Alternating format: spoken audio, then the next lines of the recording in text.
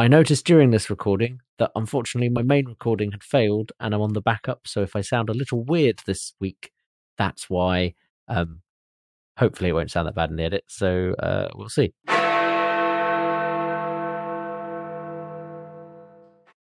Hello and welcome to Unparliamentary Language, a podcast that knows all the rights and wrongs in the Big Ben Bongs. And how are you, Rob? I'm very well, thank you. How are you? Yeah, I'm very good. I'm a bit tired, but I've had an enjoyable weekend in the mountains. That's lovely. It was. I had to deal with some small humans who were there, but such are the trial and tribulations of being a scout leader. How's your week been? Well, since we last recorded, which was at your house. Yeah, I'm slowly getting used to the fact that it's 2020. All of my jokes about having 2020 vision are now out of date, so I don't know what to do with myself, really. I need a new pun, but I'm sure one will come along. Yeah, I mean, there are plenty of puns out there. Do you want to describe, before we head in to this, what our vague changes we discussed to the podcast? Yeah, I hope I remember them correctly. Well, I mean, it was your idea, so yeah. Now is gospel, clearly. No, that's all right. So the idea is we're going to keep the headlines, but not make them Patreon exclusive. Just have a couple of headlines, hopefully a bit snappier and a much more casual look at them. I think we want to keep this podcast topical, but we also want to make sure that it has a bit of longevity. So I'll try and just pull out the biggest stories, so that can act as kind of like a time capsule if you're looking back. And then heading on to our main story, we will focus on something that's in the news, but I'll try and take a bit more of a historical perspective on it as well, and do more of a political theory behind the news at the moment before delving into it. And fingers crossed, we'll keep it all under an hour as well. I'm trying to make it a bit snappier as well. So those are the main changes for 2020. Let's record one and see if any of that is true. Yep. Let's try and be snappy. We started a little late, but I'll keep an eye on the time. We'll see where we get. So moving on into our headlines, our first story, which we've already alluded to, is Big Ben must bong for Brexit from the Express. Yeah, this is the mad story. In my opinion, it's mad anyway, that the Conservative MP, Mark Francois, who's the little gnome-looking one, if you've ever seen him in the House of Commons, he said that he tried to add an amendment to the latest Brexit bill that said Big Ben must go off to 11 p.m. when we leave the EU on January 31st to sort of signify our freedom. The PM then turned around in an interview he did with the BBC and said, first of all, it was voted down in Parliament, so people rejected it, and then the PM said, we couldn't even do it if we wanted to because it would cost £500,000. And that figure seems like a lot, but if I just go to this BBC News story, which I will whack in the old show notes, there's a story about would the Brexit bongs actually cost £500,000? And part of that is that they would have to install a temporary floor that would cost $120,000, and the delay of the conservation work can be up to $400,000, based on an estimate of about $100,000 a week. There have been some people saying that it was a lot cheaper when they actually went bong for New Year and such, and in Remembrance Sunday, because Big Ben and the Queen Elizabeth Tower have been under renovation for quite some time. Back then, it cost about 14 grand to do it. So a lot of people are saying, why is it such an inflated figure? The reason behind it, says Parliament, is that these things were planned well in advance. They were taken into the scope of the project, so that's when we knew people would be off. And also, the work on the floor started after New Year's Eve. So they've just taken it all out. So we'd have to put it back in again in order to ring the bells. Quite reasonable, you'd think, or at least I would think, that, we can't do it then. But no, they won't take no for an answer. And a fundraiser has been set up called Big Ben Bong for Brexit that is trying to raise the £500,000 target. Currently, it stands at £263,685. That's on January the 19th. Obviously, they have a deadline of January 31st to raise the money. So at the moment, it looks like they're on target to get the money. And they've got about 13,500 donors. The big point about this is that it's kind of, well, I said at the start, I think that it's mad. I think Boris Johnson has come back saying even if they raise the money, they won't be able to do it in time, and that there's little point. But it does seem to have hit on a cultural nerve around Brexit, and personally, I think it says a lot about the climate of politics that we've created around Brexit and how this continues even after we're actually leaving the EU. It's a good case study in the fact of somebody wants to do something that seems quite simple in principle and is quite populist, and then a bureaucrat comes back and gives quite a sensible answer saying, no, you can't actually do it, it's just not in our plan. Maybe we could do it, but it's highly inconvenient and would cost us a lot of money. To which the populist, in this case Marc Francois, has, said, oh, this is just another attempt by the liberal elite to thwart our Brexit bongs. This is, it takes on that tone, which I think is entirely unnecessary. It's inflammatory. It brings up a lot of conflict that, as we kind of agreed in our last episode about, the election on Brexit, a lot of people just wanted Brexit done with. Why are we trying to open up these old wounds? And I think the reason they're trying to open up these old wounds is that some people just are in it for the fight. They like to have somebody to shout at and blame. They like to blame bureaucrats for something. And without the EU, then why not have a shout at the renovation department of Queen Elizabeth Tower? I mean, I did legitimately hear someone say this weekend, oh, on February 1st, we'll be able to change all this. And I'm like, nothing's that quick.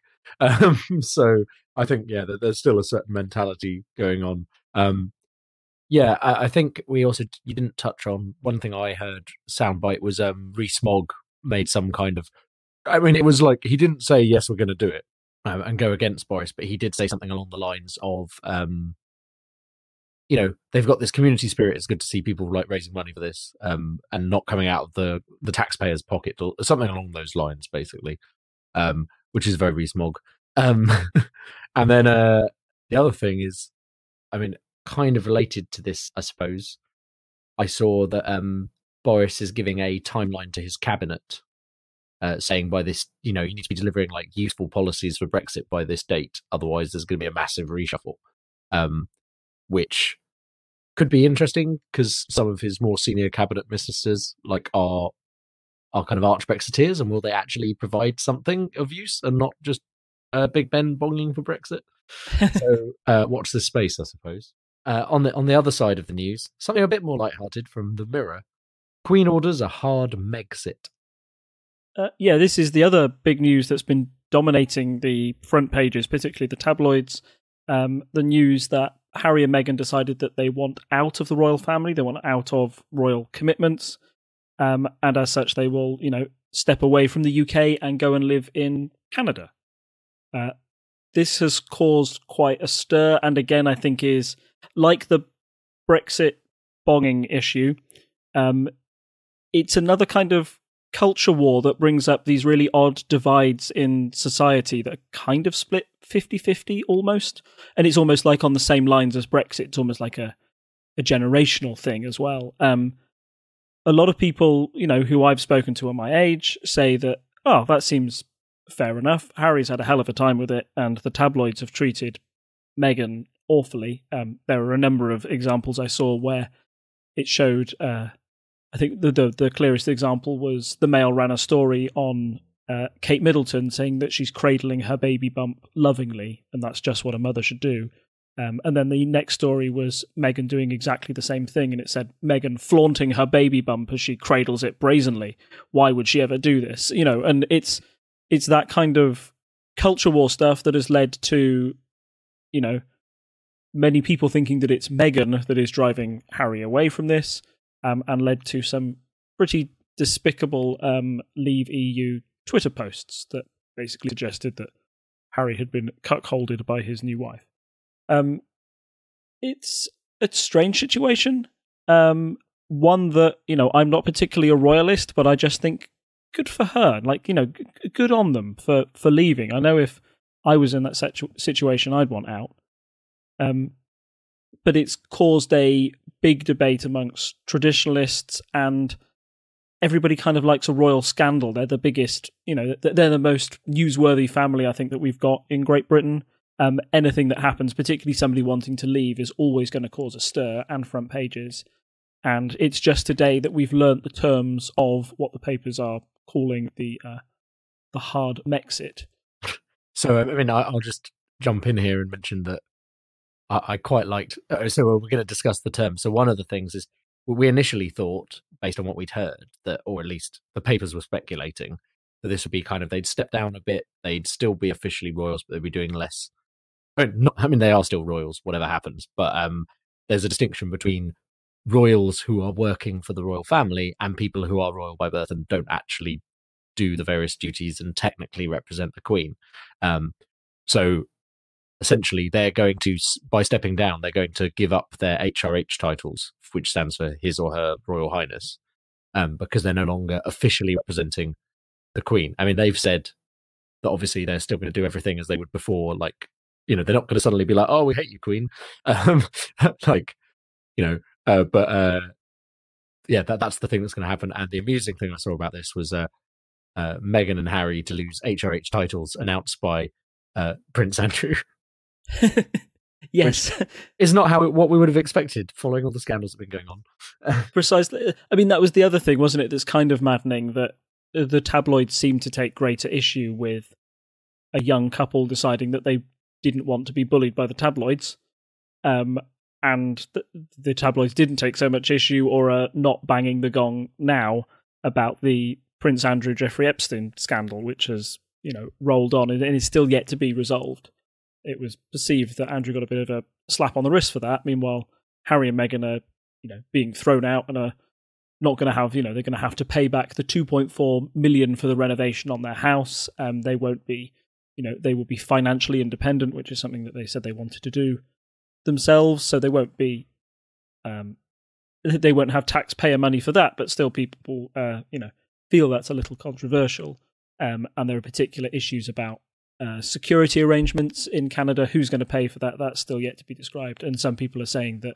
Because I imagine the Canadian government won't want to pay for it. So. Yes, I know that Justin Trudeau came out and said, look, you're going to have to...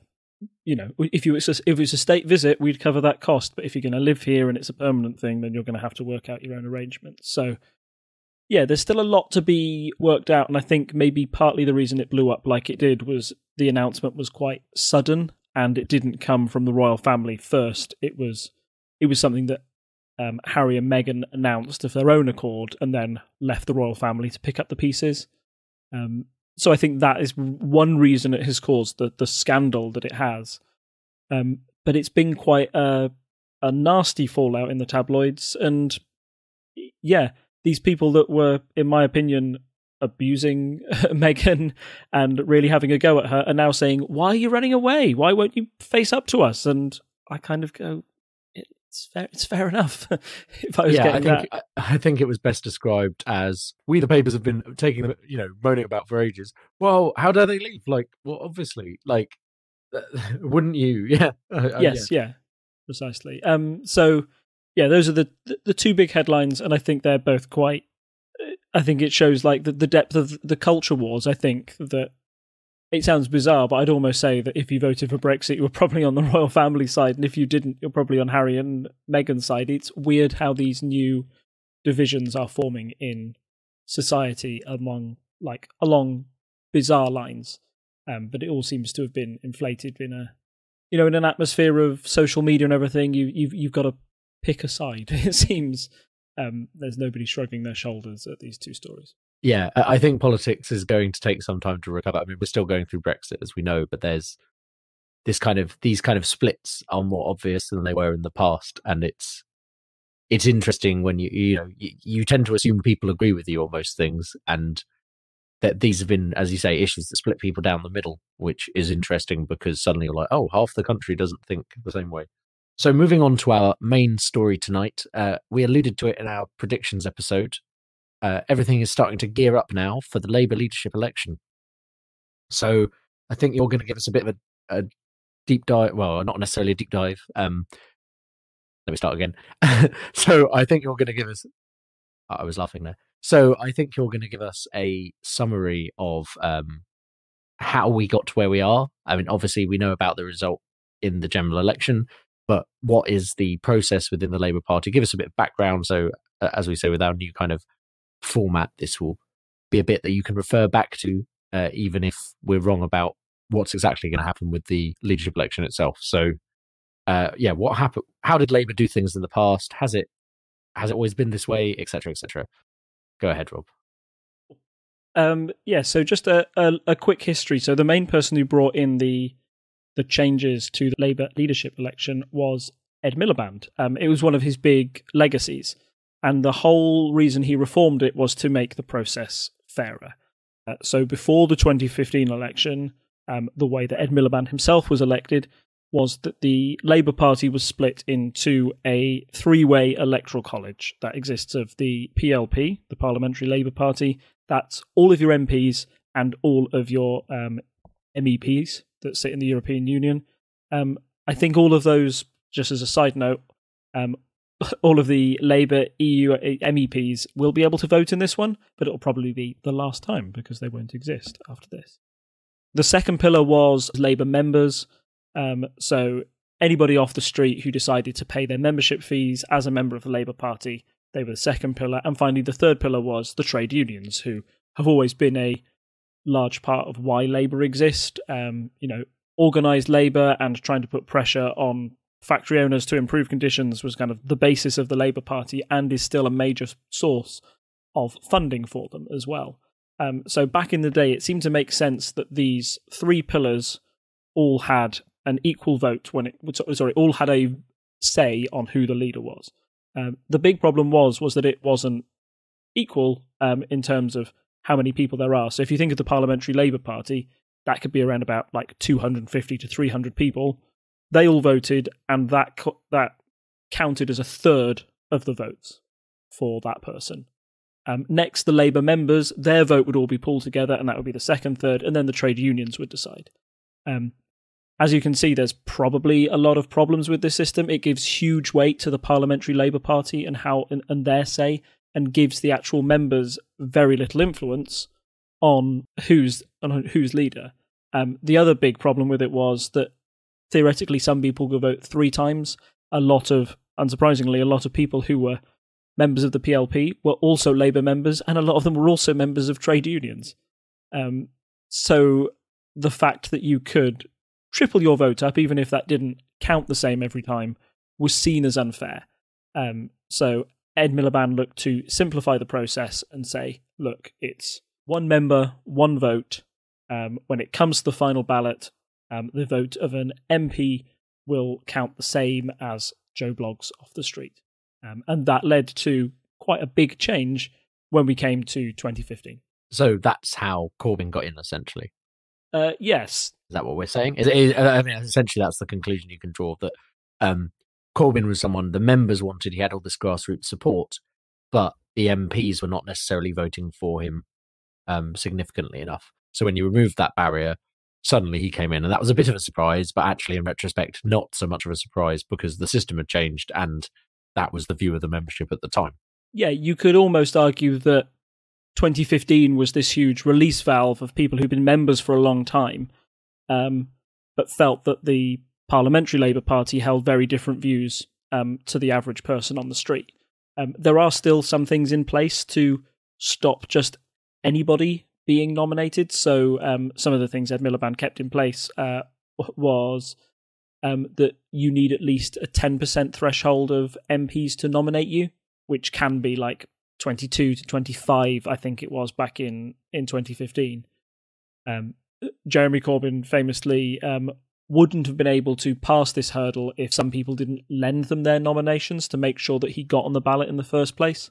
So it meant he was one of the least supported amongst the main Parliamentary Labour Party. So when he won, that was why there was such a struggle, where people looked around and said, oh my goodness, how is he going to be able to form a functioning cabinet if there's so few people that support him from his own party? And that's why he had a quite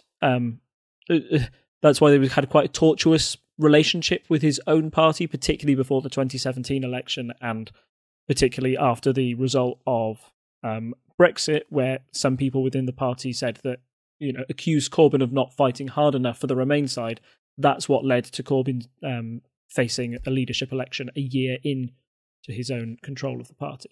So that's how it led to a Corbyn victory. It also allowed for like a far greater grassroots campaign and use of social media. I remember back in 2015, it was the first time I'd ever seen kind of like Facebook posts where everybody was comparing the candidates. All of them were kind of geared to make Jeremy Corbyn look great. And the thing that Jeremy Corbyn had in his favour was that he'd been so outside of the norm of the Blairite government and Ed Miliband's cabinet. He had he'd never voted for like an austerity policy at all. He'd always, he'd been against the Iraq war. His voting record seemed to make him a clear choice for somebody who would take the Labour Party in a new direction.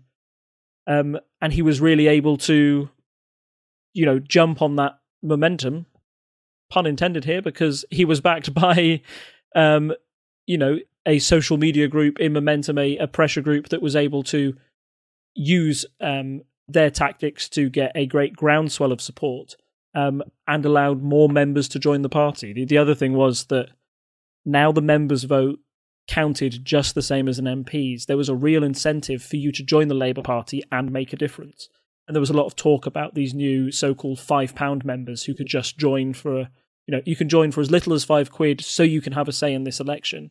And you can make history. And a lot of people were inspired to do that. And it saw a huge boost in Labour membership. And for a time, you could say they were the only political party that really had a massive groundswell of support in an era where, in the early 2010s, party membership had been dwindling. And a lot of people just felt that you voted for politicians every 4 to 5 years and that was it. There wasn't much point being a member of a political party. So the seemingly innocent change that Ed Miliband made had a lot of influence on the direction of the Labour Party as we know it, and maybe the direction of the country. If you've seen that it's only taken 5 years from a Corbyn leadership election to we're now 2 elections down the line, and a referendum has happened in that time, and the country has changed an awful lot. It's interesting that the £5 members are called that because I believe the Lib Dems are between £4 and £5 for normal membership. I don't know the cost of a Conservative membership, I don't know the cost of the other parties, but I imagine just being a base member is probably around £5 for all of them because that's kind of a get in, show your support. To the best of my knowledge, all Lib Dem members get to vote on their leader, as do all Conservatives after it's gone to the party, which happens after they get it down to 2 people, as we saw earlier in the year. So it's interesting that it's because of the fact that you could have a say on Corbyn that the £5 membership was important because, it's the 2 factors you mentioned, but it's interesting that created such a thing, whereas people didn't feel that about other parties where you can also be involved in choosing the leader, but they are all a bit different in how they do things. Yeah, I think if you look at the widespread appeal of the Labour Party, like they are the second party in British politics, so they're going to get more of an influence than the Lib Dems, I feel. And secondly, if you look at the way the campaigning was working, the use of social media, targeting the young, I think it's fair to say that Jeremy Corbyn had masses of support amongst younger Labour voters, and a £5 membership appeals to them more than anyone else, rather than the traditional Labour Party members that had been there through Blair and before.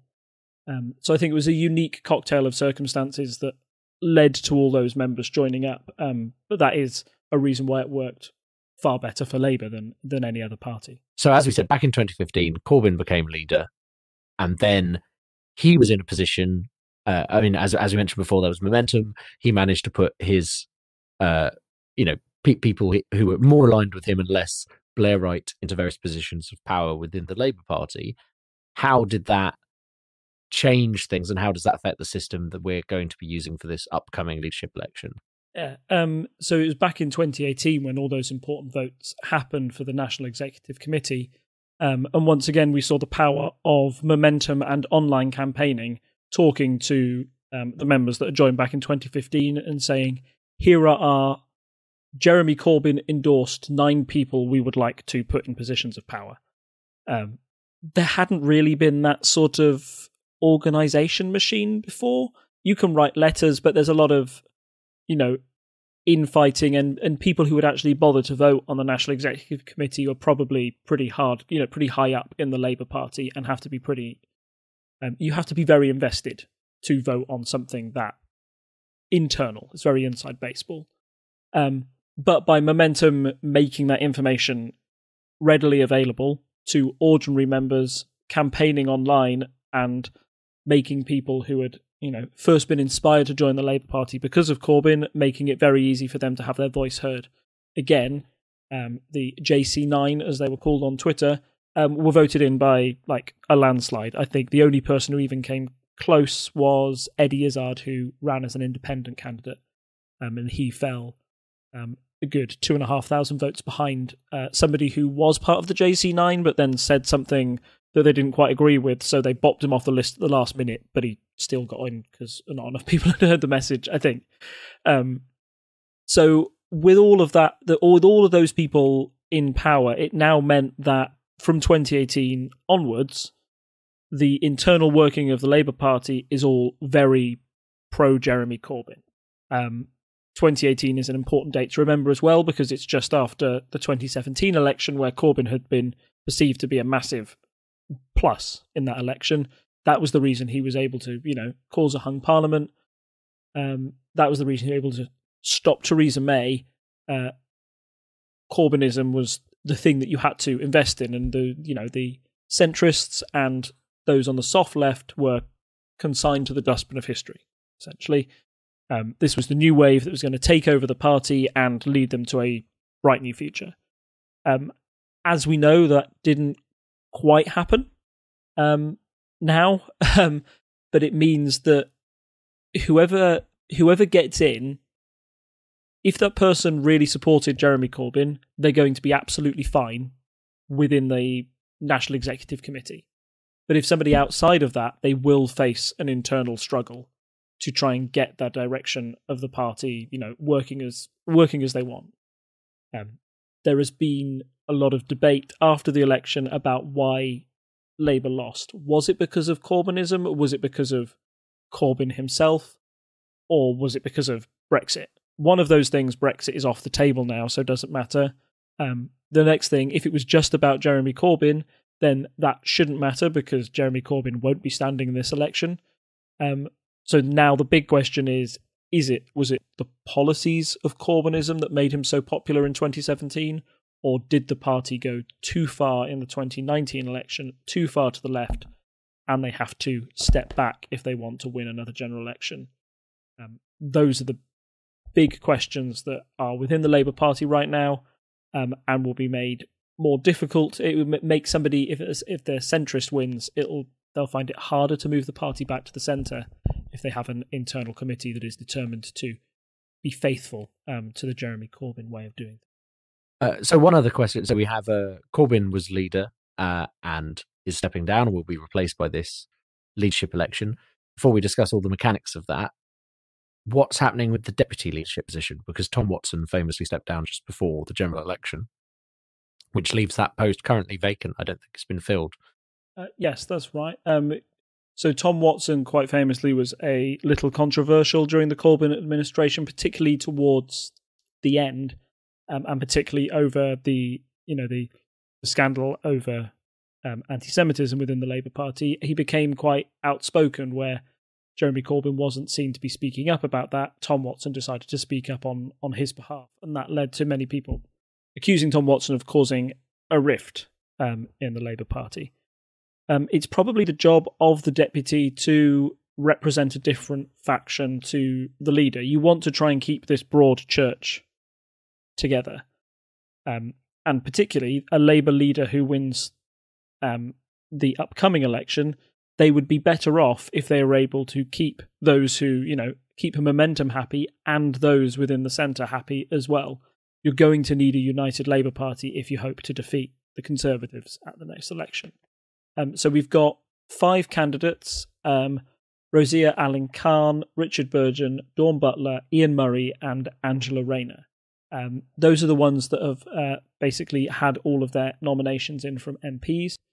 And a quick look at them, I mean, I'm going to admit that I don't know their policies inside out for the deputy leaders of the Labour Party, but you can kind of get a bit of an idea of where they stand if you look at their list of MPs who nominated them. So, for example, if you look at Richard Burgon, he's got Diane Abbott, John McDonnell, key Corbynites, so that suggests that he would stand for that wing of the party.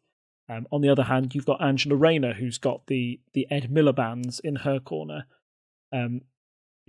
Andrea Eagle as well has nominated them. That suggests a far more centrist part of the Labour Party. And at the moment, Angela Rayner is the one who has 88. Let me just check my numbers. Yeah, she's got 88 people who've nominated her, making her the clear front runner. I'd say the person who's in second place is probably Richard Burgon because he does represent the other wing of the party, and the rest are probably also Rands. They are a bit of a side note, but I think Angela Rayner is probably a good candidate to try and bring both factions of that party together. She was long-standing in Corbyn's cabinet. She was Secretary for Education and fairly loyal as well. Even though she wasn't a front bencher, she'll at least be semi-recognisable. So yeah, I think that she would be a good choice and is likely the one to take the deputy leadership position. There's a long way to go, however. The actual vote doesn't happen until April the 4th, so there's still a lot of time for things to go wrong. But I imagine that there will be less focus on that race alongside the main race that we're about to discuss. Yeah, but it's always not worth ignoring. I think when Tom Watson won in 2015, people went, that sounds about right, because Tom Watson was a recognisable figure within the Labour Party. You know, he was, I think at the time he was running a campaign about it was the MP sex scandal that he was involved in, and was quite, a forerunner, somebody who was getting themselves in the news, and people thought it was quite a sensible choice. 5 years later, nobody could have quite predicted the split there would have been between the leadership when he got elected, or how unpopular Tom Watson would be. I remember that there were was it trending on Twitter once? I think it was get rid of Tom Watson, but got trending on Twitter, and it really showed that there was a movement from somewhere to try and get rid of him. And on the eve of the election, there were rumours that the PLP were going to deselect him, or at least abolish the position of deputy leader, just to make sure he didn't cause any trouble, and he essentially stepped down before that could happen. So yeah, it seems inconsequential now, but in 4 years' time, it could be very, very important. So taking all of that history that we've just gone through in as our context for the rest of this discussion, what's happening this time around? So I think some of the candidates we talked about who in our predictions episode, not the ones that we said might win, but some of the ones we mentioned have already not managed to garner enough support to continue. And yeah, well, what are your opinions on what's going to happen, and where do we stand at the moment? And I presume we've got a little way to go, because is this also April the 4th, or is that just the deputy one? April the 4th is the final announcement for the result of the leadership election. I think the reason it's getting so much coverage now is because the deadline to register as a voter, if you wanted to vote in the Labour Party election, it would be on the 20th of Jan. So that's tomorrow, when everybody's listening live. So that's why you need to be in the public eye now and talking about your policies online and getting yourselves nominated to try and get those influx of members to make sure that your chosen candidate wins. Which is something that would have never had to have happened before 2015, but now the votes of the members are the most crucial. You can't rely on being popular within the party and knowing that 1/3 will likely bump you up, even if you garner the support of about 40% of Labour members. No, you definitely need a big majority amongst members of the Parliament, of the wider members of the Labour Party. We've also had the first round where the MPs have had their say, and you need to pass that 10% threshold. So we've already had a few people withdraw or decide not to run. So the big the most notable figure to withdraw their candidacy was Clive Lewis. I was just going to say he's the one I was thinking of. He's the one we mentioned where I was like, the only thing I know about him is this photo of him that keeps appearing on the BBC website. So I'm not necessarily surprised. Yeah, he made headlines before he withdrew as a candidate, saying that he wanted to have, if he was made Labour leader, one of his policies would be there would be a referendum on the royal family and if they should still be a thing. And I do remember thinking, sure, you could do that, but if there's one thing that people tend to hate, it's referendums and trying to abolish the royal family. I really don't think that's going to be a vote winner amongst Middle England, Northern England, like that. It seemed quite bizarre, and it made headlines for all the wrong reasons. So I'm not surprised that he, only got 5 MPs to nominate him and then fell out. So that's the first hurdle. We also had one Barry Gardner, who was an old Corbynite, another Corbynite that could have led, that said he was very, very interested and at the last minute pulled out. So we've down to our final 5, which includes 4 women and 1 man. So we've got Rebecca Long Bailey. She's we'll maybe go through, if there's time, we'll go through in more details what their policies are and where they stand. But you've got Rebecca Long Bailey, who is the most Corbynite of the candidates. Then to go against her, you've got Keir Starmer, who's centre to soft left and was the former shadow Brexit secretary. Then we really have the also ran. So you've got Emily Thornberry, who was a big part of the Corbyn cabinet and pretty much had every role under the sun, as far as I can see. Secretary of State, Foreign Secretary, shadow Brexit secretary, shadow Defence secretary. Another Corbyn loyalist, but I don't see her standing the test of time when the Corbynites will have to go behind Rebecca Long Bailey. You've then got Lisa Nandy and Jess Phillips, who are both...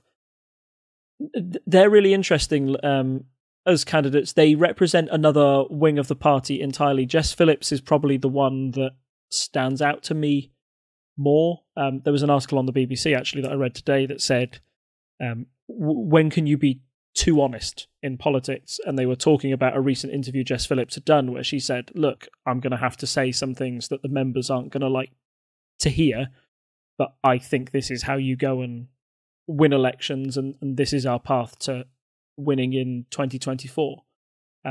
Should politicians say that, or should they be more like trying to unite the party rather than dismiss it? It's a tough call, but she's certainly one that has made headlines, even if I don't think that she will eventually win. So I think you are looking at the 2 front runners, it being a straight fight between Rebecca Long Bailey and Keir Starmer. And if you were to put money on that right now, I'm assuming Keir Starmer, or do you think it's too close to call? So if I go down to a few polls have been taken on what's going to happen. And again, as I remind you, it's really early days in this competition. There's a long way to go.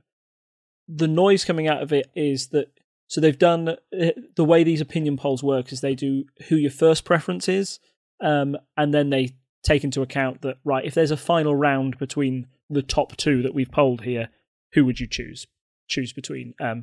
The actual election isn't quite out like that. They knock out the lowest candidate each time and then redistribute the votes. But it's not a bad way of doing it. We've got 2 from YouGov that suggest Starmer would beat Long Bailey in the final by about 60% to 40, or the one most recent poll was 63 to 37. However, Survation did a survey of 3 times the size of YouGov's, and that suggested that Rebecca Long Bailey would win by 51% to 49, which, huge if very true. Close, yeah, huge yes, if true, yes, yeah. But shows how split the party is down those lines. When Corbyn won, it was the first time ever that anyone had been voted in on the first preference voting. Hardly anyone got over 50%, but Corbyn walked it, and at least there was a feeling amongst the members, if not the party, that this was the choice that the members wanted. if the vote was that close between Long Bailey and Starmer, then you could see a severe split, whichever way the vote goes. Secondly, I think polls like this coming out seem to reiterate the need to join the Labour Party. Like I said, it wasn't a factor before 2015, but I've been in casual conversations with people who've said, like, who weren't really invested in politics before, saying, yeah, I'm thinking I might join the Labour Party so I can have my say to make sure X wins or to make sure the other person doesn't get in, because they've seen the effects that Corbyn had on the last 5 years of politics. When I say that, I'm not blaming Jeremy Corbyn for everything that's happened in the past 5 years. But it's been quite a roller coaster ride, and he's been quite a controversial leader. So I think people are determined to get it right this time, or at least get their preferred candidate in. Whereas last time they thought, it doesn't really matter. Particularly those, I feel the people most likely to rejoin the Labour Party now are those who drifted to the Liberal Democrats in the 2019 election.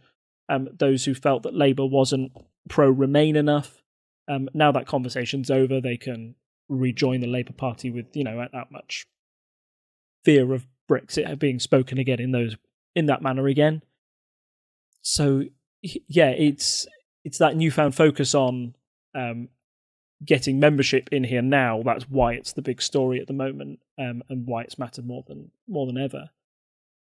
I think the next thing is that everybody's got to be ready for the Twitter campaigns and the need for a good social media machine. You won't be able to win without that. I don't think the fight there has really begun. We're very much in the feeling out stages, seeing who's going to pull the first punches. There have been a few interviews that have happened on Andrew Neil's show, I know, particularly with the candidates that haven't been leading the way. But we've had a few sound bites from the front runners. I think the Rebecca Long Bailey appears to be the one making the most headlines, maybe for the wrong reasons. I think she said that she wouldn't change. She gave a score. She was asked to give a score for the Corbyn campaign that lost the 2019 election, and she scored it 10 out of 10, which is great if you're a loyalist and shows that you're very loyal to him. But it seems a bit detached from reality. I mean, if you lose, there's got to be something wrong with the campaign. Yes, it's got to be less than 10. Yeah, yeah. I mean, you could generally agree with the campaign and the point of it, but if you lost, whatever happened, something was wrong. Even if people say it's all because Corbyn, people have lost faith in him. Well, then you focus your campaign on something that isn't him. So yeah, that's a bit weird. I hadn't heard that comment. I know she's been making headlines quite a bit recently, but yeah, it does seem like for all the wrong reasons, as you say. Yeah. The only other one that caught my eye as well was that Momentum, the group we've been talking about that had a big influence, they polled their internal members to see which potential leadership candidate Momentum as a group would support. However, on the ballot paper, they didn't put everybody's names. They just said, we will be supporting Rebecca Long Bailey. Do you agree? Yes or no? That was fairly controversial for a group that is meant to show democracy and let everybody have their say. Just giving you a choice of one candidate maybe wasn't the wisest choice. Also, even though that passed with 70%, I believe, that actually voted for yes, it was only about 18% of Momentum members even bothered to respond to that ballot. So it might not be a foregone conclusion that everybody in Momentum is voting for Rebecca Long Bailey, but it's headlines that once again feed into a Corbyn narrative, I guess, that is at the moment seemed to be negative, particularly after the 2019 election. I think people would want to distance themselves slightly from that way of doing things and find a new way to tackle Boris Johnson's Conservative Party. If Keir Starmer has the answers to that, I'm not sure, because Labour's in a really tough place now. They can't be seen to go full Corbyn, because that seemed to be rejected by the electorate, but they're also afraid to go back to Blair, because they know amongst the grassroots that that's still very deeply unpopular and they will probably lose the majority of people that they gained under Jeremy Corbyn. So where do you go? It's Labour are once again walking another tightrope, and it's going to take quite a skilled leader to navigate that. Yeah. I mean, I think wait and see, but it's nice to have had to think about it now before we get into the nitty-gritty of the campaign, before we have whatever's being flung back and forth on social media and so on and so forth. So thank you, Rob, for that. I think we have basically kept to time. That's very good of us. Please give us feedback, listeners, about the new format. Tell us if this is what you like. Obviously, we'll also see the stats. If suddenly we get a lot more downloads, we'll be like, oh, an hour. That's the peak, the best time. In fairness, I think shows under an hour tend to be what people prefer, and I can understand why. So, yeah, I mean, any feedback you want, you can give it to us in all the usual places. So those are at parliamentary.observer on our website, where you can comment on the individual episodes. You can, of course, go to reddit.r/unparliamentary. Find us on Instagram or Twitter at unparlpodcast, and find us as Unparliamentary Language on Facebook. If you like what we do and want to support us and hear more of Rob's commentary, and I'm sure we'll come up with some alternatives to giving you the news as a patron-only bonus, you can go on to patreon.com/TTSS and throw a little bit of money our way to cover the hosting, adding new microphones in, paying for software we use and all that kind of stuff. Anything really to help us keep running. It's always good to have show your feedback in that way. And if you can't afford to throw a bit of money our way, one of the best things you can do is go and rate and review us on whatever your podcast app of choice is. Or, of course, tell a friend to listen to the podcast, because then we get more listeners, and that's great. Don't know if there's anything else more to say this week. One quick note, actually. Sorry, we didn't do a quick polls update. That's because, funnily enough, there aren't many polls to look at just after a general election. In fact, our favourite poll tracker hasn't got anything on it since the date of the election, because I think that they haven't bothered to do any polls yet. So yes, no polls this week, but we'll see in the future. So the only thing left to say is it's good night from me. And it's good night from him. Bye. Bye. Bye. Bye.